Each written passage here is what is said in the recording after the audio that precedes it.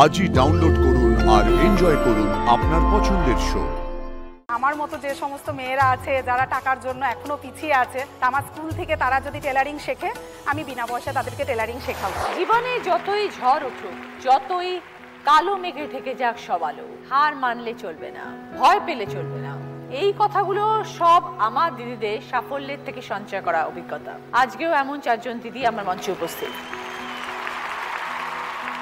Ishani tours and travels এর business. হ্যাঁ দিদি, 3 বছর হলো শুরু করেছো। হ্যাঁ, কিন্তু হঠাৎ করে কেন তোমার এটা মনে হলো? তুমি তারা স্কুলে পড়াতে। আমার একটা অ্যাক্সিডেন্ট হয়েছিল। অ্যাক্সিডেন্ট হওয়াতে আমার লেফট হ্যান্ডের এই রিস্টে 8টা টুকরো হয়ে যায়। এখানে প্লেট বসানো আছে এখন আমার। তো সেই সমস্যার জন্য সোদপুর থেকে সল্ট লেক রেগুলার লোকাল ট্রেনে ওই ভিড়ে চাপাচাপি করে আসাটা আমার পক্ষে মানে দুর্বিষহ হয়ে উঠেছিল। তার মধ্যে স্কুল থেকে ছুটির পর বাড়ি আস্তে আস্তে অনেক রাত হয়ে যেত। আমি ওয়েট করতাম কখন ফাঁকা ট্রেন পাবো। তো সেই মুহূর্তে দাঁড়িয়ে আমি প্রচন্ড রকমভাবে ঘুরতে ভালোবাসি, মানে ঘোড়া পাগল বলতে পারো দিদি। এখান থেকেই শুরু। ট্যুর প্ল্যান করতে গেলে তো অনেক নলেজের দরকার। ঈশানী, তোমার ছিল আইডিয়া?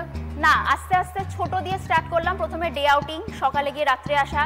তারপরে এক রাত্রি 2 দিনের ট্যুর করে দেখলাম, কারণ অনেক গাড়ি হোটেল আজকাল এত ফ্রড হয়ে গেছে যে চারিদিকে হয়তো বুকিং করার পরেও গিয়ে দেখলাম সেটা সেই নামের কোনো হয়নি বা সেই নামের হোটেলই এক্সিস্ট করে না। প্রচুর আছে এরকম। তো বিশ্বাস করার জন্য আমাকে প্রচুর ক্রস চেকিং করতে হয়। এতগুলো মানুষকে নিয়ে যাওয়া, নিয়ে আসা, তাদের সেফটি সিকিউরিটি। আমার একটা অভ্যেস হয়ে গেছে, মানে আমি যখন ট্রিপ করি তার আগে আমি গ্রুপে সবসময় মেনশন করি যে আমরা একে অপরকে বেশিরভাগই চিনি না। ঠিক, আমরা একে অপরকে শ্রদ্ধা করব, ভালোবাসবো, আর সবাই সবার মতামতকে আমরা প্রাধান্য দেব। আমার সবসময় গ্রুপ ট্যুর হয়, প্রত্যেকটা উইকেন্ডেই আমার ট্রিপ থাকে ছোট বড়। আমার গ্রুপে শুধু ট্যুর নয়, তার পাশাপাশি ট্রেকিংও করাই। Kedarnath, Badrinath, Tungnath, valley of flowers. যখন শুরু করলে তখন কি স্কুলটা ছেড়ে দিলে? না, স্কুলের পাশাপাশি করাতাম ছোট ট্রিপ, যেগুলো শুধু সানডে করে বা স্যাটারডে সানডে সম্ভব। আচ্ছা। তারপর আস্তে আস্তে যখন আমি পারছিলাম না, দেখলাম কিছু দাঁড়িয়ে গেছে কিছুটা। মা বাবা ভীষণ চিন্তা করতো যে সংসার কি করে চলবে স্কুল ছেড়ে দিলে, কারণ ওখানে আমি একটা ফিক্সড অ্যামাউন্ট পেতাম।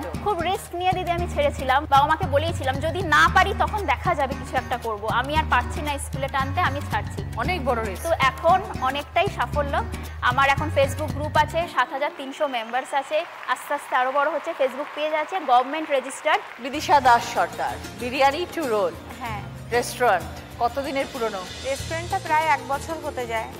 এছাড়া আমার একটা বইয়ের বিজনেস আছে। হঠাৎ করে 1 বছর আগে কেন বিজনেস শুরু করলে খাবার দাবারের? ছোটবেলা থেকে মানে আমার বাবার কাছে খুব আদরের মানুষ। আমার বাবা মা দুজনেই স্কুল সার্ভিস করতেন। ওর সাথে আমার বাবার বইয়ের বিজনেস ছিল। ছেলে ছিল না, আমরা 2 বোন। আর বাবার বড় মেয়ে হিসাবে আমি সমস্ত মানে টাকা পয়সা সবকিছু আমি হ্যান্ডেলিং করতাম ছোট থেকেই। তারপর আমার বিয়ে হলো।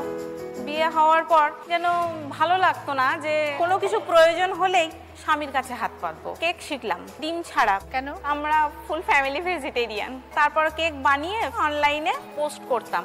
পোস্ট করতে করতে ভালোই রেসপন্স পেলাম কিছুদিনের মধ্যে। কেকের বিজনেস চলতে শুরু করলো ভালোই। তারপর হঠাৎ বাবা অসুস্থ হয়ে পড়লো। তারপর বাবা কিছুদিনের মধ্যে বাবা মারাও গেলেন। যার পর বাবার ব্যবসাটা আমাকে দেখতে হলো। বাবার ব্যবসাটা দেখছি ভালোই চলছে। তারপর যেহেতু আমরা ফুল ফ্যামিলি ভেজিটেরিয়ান, সবাই শুধু বন্ধুরা বা পাড়া প্রতিবেশী সবাই কি খাস, ওই ঘাস লতা পাতা খাস, এই ভালো লাগে। তা আমি ভাবলাম যে না, সবাইকে দেখাতে হবে নিরামিষটাও খাওয়া যায়। তা সেই সূত্রে আমার রেস্টুরেন্টটা বানানো। তা দিদি আমি 1 বছরও এখনো হয়নি, আমি খুব ভালো সাড়া পেয়েছি। মেনলি ভেজিটেরিয়ানরা তো পরের কথা, আমার নন ভেজ যারা, তারাও আমার দোকানে এসে এখন বলেন যে দিদি নিরামিষ যে খাওয়া যায় এটা আপনার দোকানে খেয়ে আমরা শিখেছি। এছাড়াও দিদি কোনো অনুষ্ঠান বাড়িতে অন্য ঠাকুর দিয়ে মাছ মাংস রান্না হচ্ছে, বিরিয়ানিটা যাচ্ছে আমার দোকান থেকে ভেজ বিরিয়ানি। রান্না কে করে? আমি করি দিদি। একা করো? হ্যাঁ দিদি। তো তোমার কি রোজকার ফিক্সড মেনু থাকে? হ্যাঁ হ্যাঁ হ্যাঁ। আচ্ছা, তাহলে বইয়ের দোকানটা কখন চলে? আমার লাইব্রেরি সকালবেলা খোলে, লাইব্রেরিতে একজন আছেন, আমি লাইব্রেরিতে চলে গেলাম। লাইব্রেরিতে ওখানে থেকে তারপর 4টের সময় আমি চলে যাই আমার রেস্টুরেন্টে। আমি সম্মানের লড়াই। হ্যাঁ, কি হয়েছিল? আমি যখন বিএ ফার্স্ট ইয়ারে পড়ি, বিষ্ণুপুরে আমার টিউশন ছিল। ওখানেই আমার স্বামীর সাথে আমার পরিচয় হয় এবং বাড়িতে গিয়ে বলি। তা বাবা সবসময় চাইতেন যে আমার মেয়ে চাকরি করবে, চাকরিদার ছেলের সাথে বিয়ে দেবে। তখন হাজবেন্ড কিছু কাজ করতেন? কাজ করতো, বাস স্ট্যান্ডে স্ট্যান্ডিং এজেন্ট ছিলেন। বাবা মার অনিচ্ছাতেই বিয়ে হয়? হ্যাঁ, বিয়েটা বাবা মায়ের অনিচ্ছাতে হয়েছিল, কিন্তু রেজাল্ট খুব খারাপ বিয়ের পর। ও যেহেতু স্ট্যান্ডে কাজ করে তা ওকে ছোট চোখে দেখা হতো। আমরা দুজন মানুষ দুজনের জন্যই ছিলাম। আমার বাবা মা খোঁজ খবর নিতেন, আমার শ্বশুর শাশুড়ি মা সবাই আমাকে ভালোবাসতেন, কিন্তু শ্বশুর বাড়ির অবস্থা তো খারাপ, ফিনান্সিয়াল ভাবে হেল্প করার মতো পরিস্থিতি ছিল না।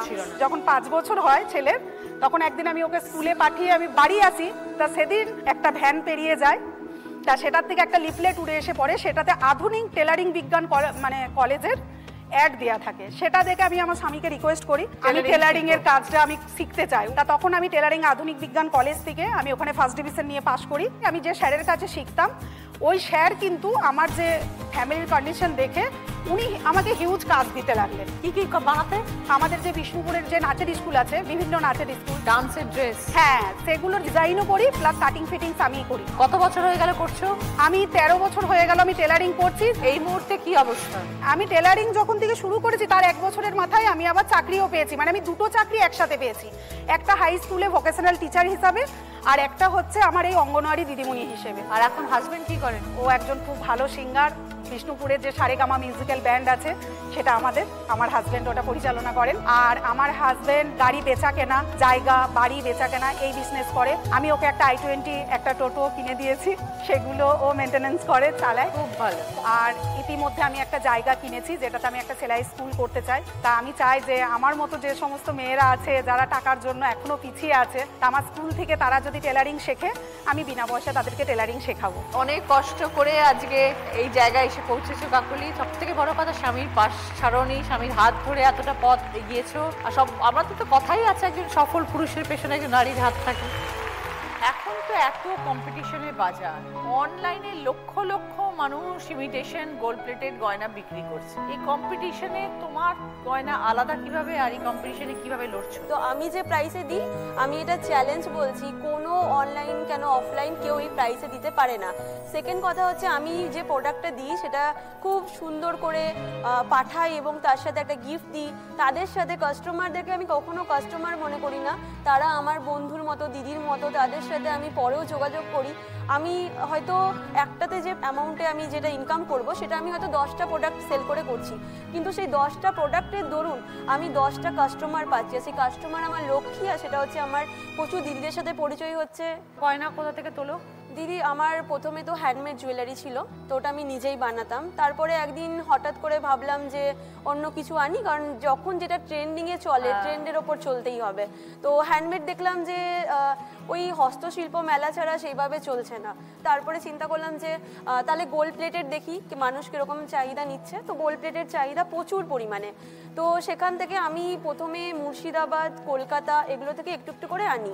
তো কপার বেস এগুলো আমার। তো এগুলো দেখলাম যে যখন আমি সেল করতে থাকি, মানে এগুলো 3 রঙের গ্যারান্টি থাকে, একদম নষ্ট হবে না, জল লাগলেও হবে না। জল লাগলে কিচ্ছু হবে না। আগে স্যানিটাইজার একটুখানি ভয় ছিল। 3 থেকে 4 বছর মিনিমাম ভালো করে ইউজ করলে তো থাকবেই। তারপরে কেউ যদি চায় এটা সোনার কালারও করতে পারে।